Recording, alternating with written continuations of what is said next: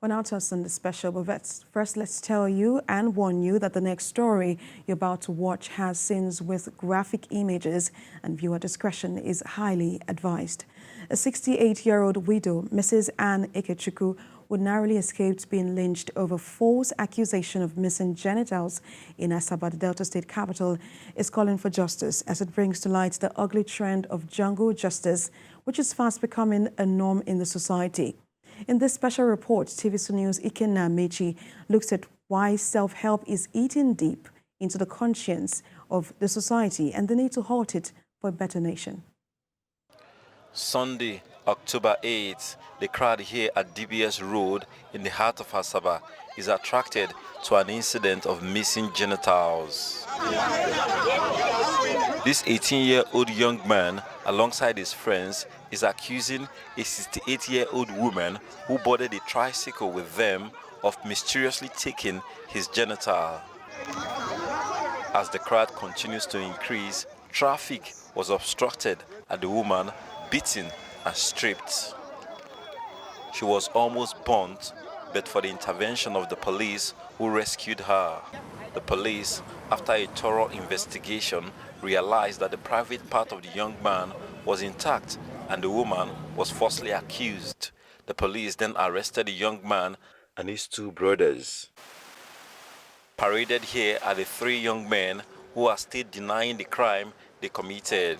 I started feeling somehow like I don't get myself again. My head started doing somehow, and I go and meet the woman across that, Mama, what do you do in my body? That anything that you should that you have done, you should return it back. And I said that we should count down that nobody should touch her again. That we return it or you carry us go to somewhere in Ogwash. That's what she said. And I said that okay. On getting there, she now said that they should count that they should not beat her again. It's not touching my body. That anything that will move in my body, it should come back. Anything that will move my body, it should come back. Anything that will move my body, it should come back. Till the officer now came, now pack all of us to GRA station. The Delta State Police Command Public Relations Officer gives a picture of what transpired and the charges before the mob who perpetrated the crime. The control room was directed by the CP to quickly call on the DPO GRA division, who mobilized and led men to DBS Road, opposite Elomas Hotel precisely, where the woman was rescued. And as God will have it, the suspect, his name is Ebube Linus, who claimed that his male genital organ was made to disappear by this woman, was also arrested. So on getting to the station, it was discovered that he lied. For now, we are holding them for attempted murder. The police in Delta are on the trail of those who carried out the mob attack on the 68-year-old woman in Asaba over the alleged missing genitals. Yet another arrest by security operatives.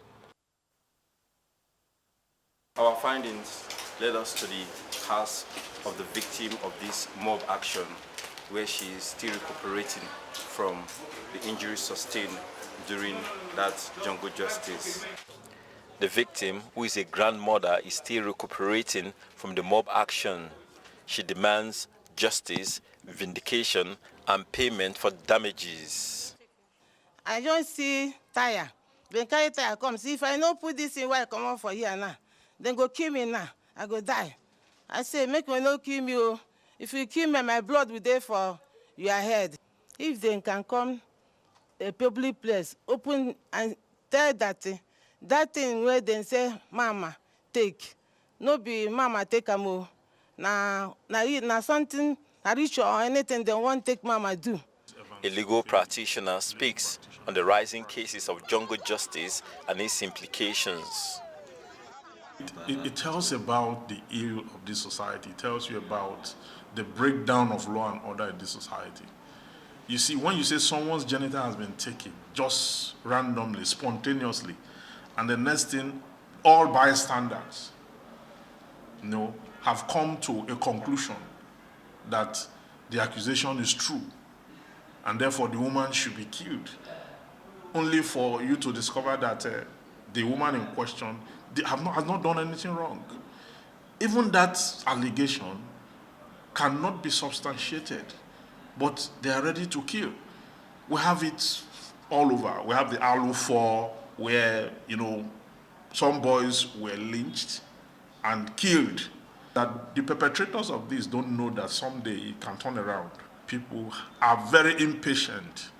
They want to execute an action without evidence, without proof, without finding out exactly what has transpired. And that is what we have carried on over into this issue of jungle justice. He speaks on how to eradicate this ugly trend eating deep into society. This society, like we say, should go and check our law books.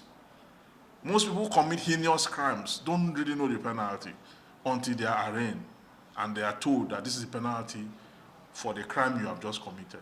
That is when they now become sober.